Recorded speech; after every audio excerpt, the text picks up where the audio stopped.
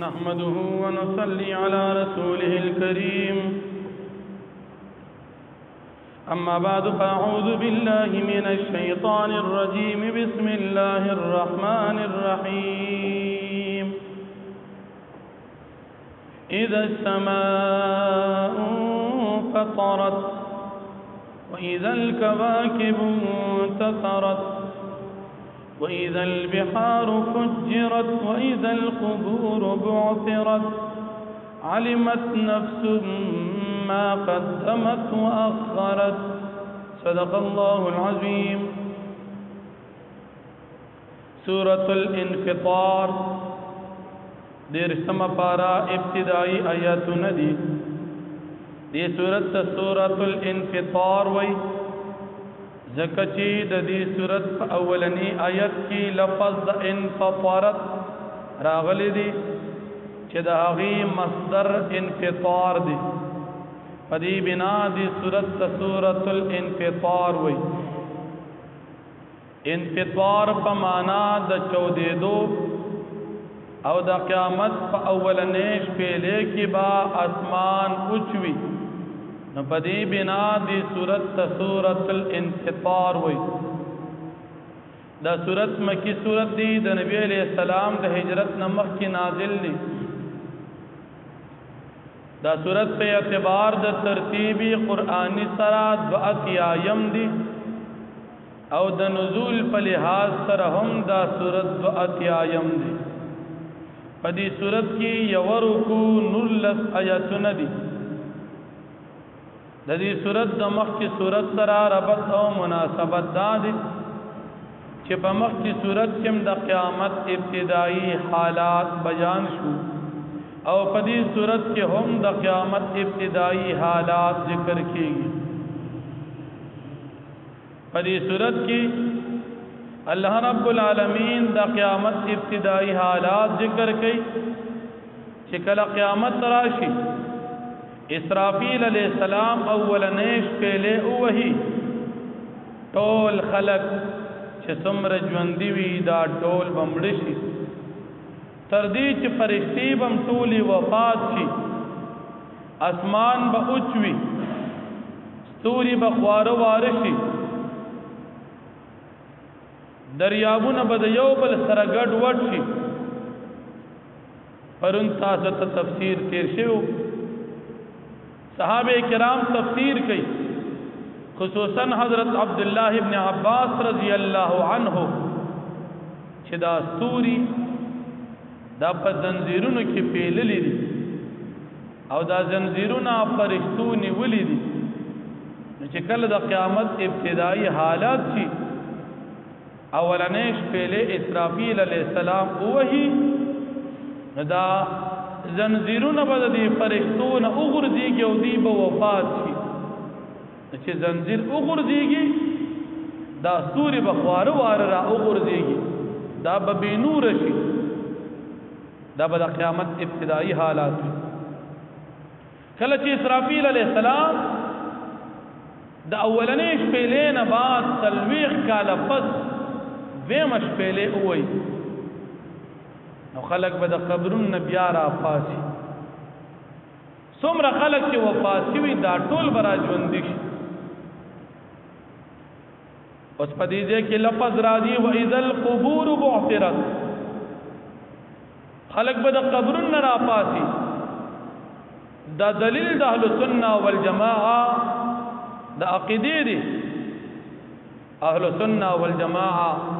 عقیده دا ده چې د مرګ نه بعد انسان کم ځای پروت دی ته قبر وي او د قیامت پر ورځ بم د دې قبر نه انسان پاسي. دا زموږ ایمان دی. کم ځای کې چې دفن شو د مرګ نه بعد شرط پروت دی قبر دی. قبر جن بم دلته عذاب ثواب بم دلته او د قیامت پر ورځ با پاسې دلم د دې ځای نه بل ځای قبر نشته. لکه په دې مسله کې عموما پنځ پیریان هغه وی دا قبر نه دی لکه قبر چرته لري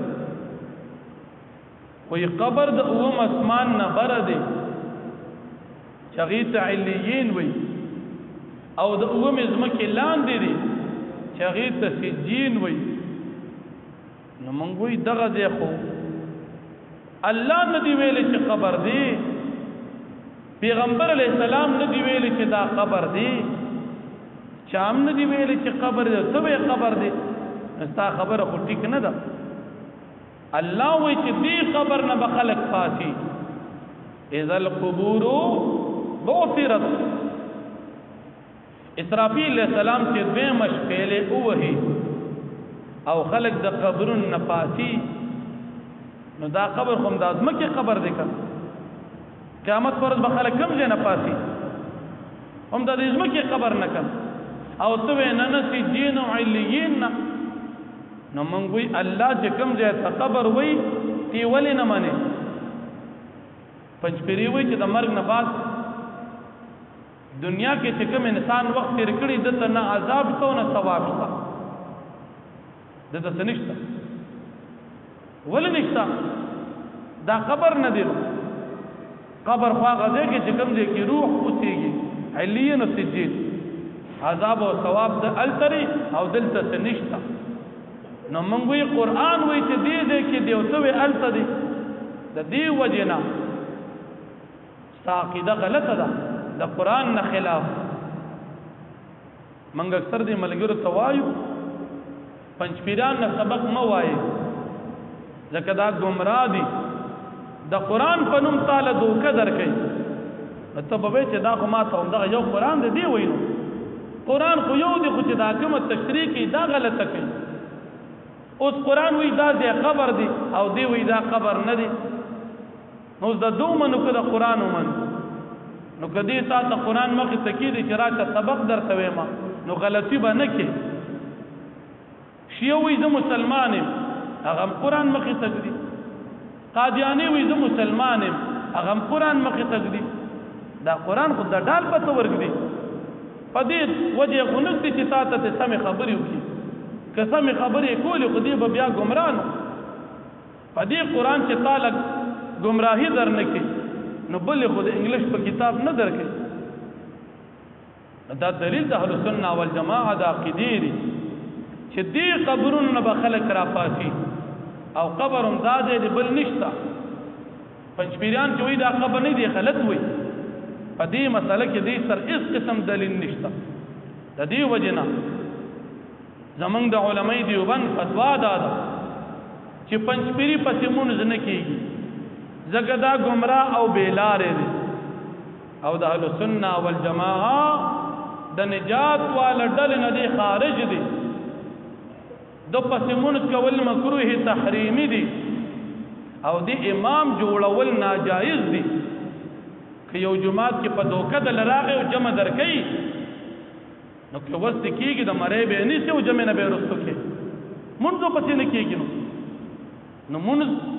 پنځپیري سړي پسې به مونځ نه کې موږ دا بعضې ملګري وایي یاره خو مونځ دی نو هر چا پسې کې ولې هر چا پسې کې دا څه ډرامه ده چې دا هر چا کتی شي دا خو عبادت دی هر چا پسې مونځ نه کېږي عقیدې ټیک وي مونځ کېږي او چې عقیدې غلطي نو مونځ ورپسې نه کېږي دا مونځ عبادت دی دا مونځ لوبې نه دي نو پنځپیري سړی چې د قبر عذاب او ثواب نه مني د پسې مونځو نه کېږي مسله خو زده شوه انشاءالله پنځپیرانو پسې به ګورې مونځ نه کوي امیر صاحب خیال کوه تا سره خو ګاډي هسې نه مانځه ته ودرېږي او سړی پنځپیري وي مونځ به پسې نه کې ځان له بیا کوه نو الله جل شانه فرمایي کله چې دویمه شپېلې ووهلی شي اسرافیل علیه السلام به دویمه شپېلې چې ووایي ټول خلک به د خپلو قبرونو نه راپاسي هر انسان ته به د خپل عمل مطابق جزا ملو شي بیا د انسان ته الله پاک تنبیه ورکوي چې ته د خپل رب په باره کې ولې غافل یې یا ایها الانسان ما غرک بربک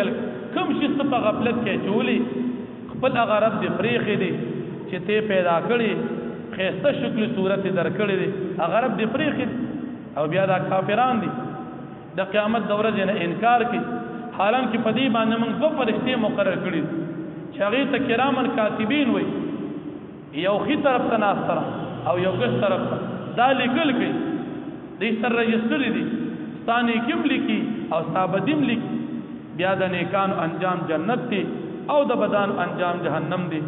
نو الله جل شانه فرمایي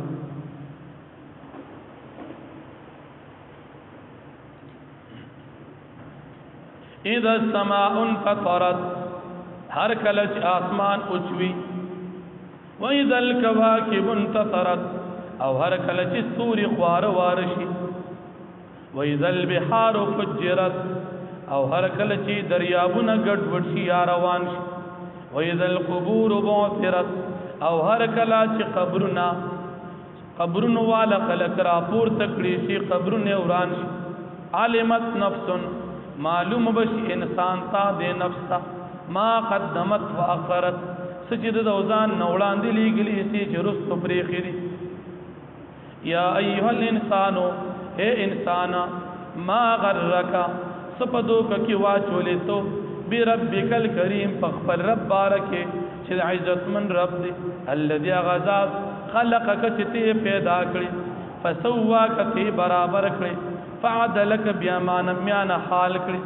فی ای صورت ما شاء رکبک فکم صورت چې الله غوښتل ته جوړ کړی کلا دا سیندا بل تکذبون بالدین بلکې تاسو تکذیب کوي کافران د قیامت وان علیکم لحافظین یقینا دی پتا سو باندې حفاظت کوونکی فرشتي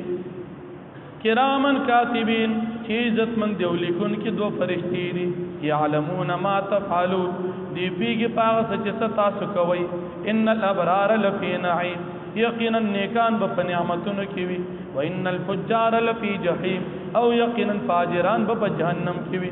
یصلونها یوم الدین دی بداخلی کې پدې کې فورز د قیامت وما هم عنها بغائبین او ندی دوی دغه دین پټیدون کې وما ادراک ما یوم الدین او تا ته پتر پیغمبر علیہ السلام چې د قیامت ورځ څنګه ده ثم ما ادراک ما یوم الدین یا تا ته پدا چې ورځ د قیامت څنګه ده یوم پدا ورځ باندې لا تملک نفس مالک بنوي یو نفس لنفس شیند بل نفس ایستید والامر یومئذ لله او حکم با پدا ورځ خاص الله د پاره ثابت وي واخر دعوانا